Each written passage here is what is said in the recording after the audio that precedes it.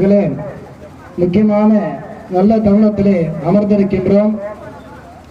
தம்பதிகளாக வீட்டிலிருந்து அருள்பாலிக்கக்கூடிய ஸ்தோத்திர பூர்ணாம்பிகை உடனாகிய ஞானசம்பந்த பெருமானுக்கு உரியதான அனைத்து உபச்சாரங்களும் செய்யப்பட்டுள்ளது.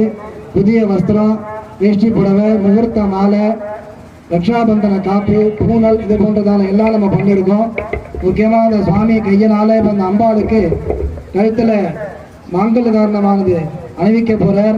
அந்த நேரத்தில் எல்லாரும் நல்ல மனசார பிரார்த்தனை பண்ணிட்டு சுமங்கலி பெண்கள்லாம் தீர்க்க சுமங்கலியாக இருக்கணும்.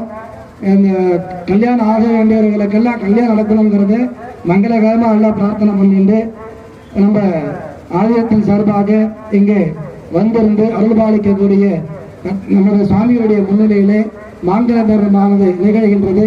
எல்லோரும் ஒரு சேர பிரார்த்தனை செய்து கொள்ளுங்கள். குடும்பங்கள்ல ஆனவொன்னு யாரும் ஏந்துன்றாதீங்க. அதுக்கப்புறம் சுவாமிக்கு தீபாராதனை இருக்கு. அப்புறமா எல்லாருக்கும் பிரசாதம் கொடுப்பாங்க.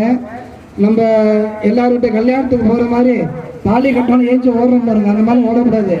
சுவாமிக்கு திருமங்கலம் ஆன பிறகு ஷோடசோபச்சார தீபாராதனை, 4 பேர் உபச்சாரங்கள், திருமுறை உபச்சாரங்கள்லாம் செய்யப்பட்டு எல்லாருக்கும் பிரசாதத்தோடு எல்லாரும் நீங்கள்லாம் பெற்று செல்லணும்.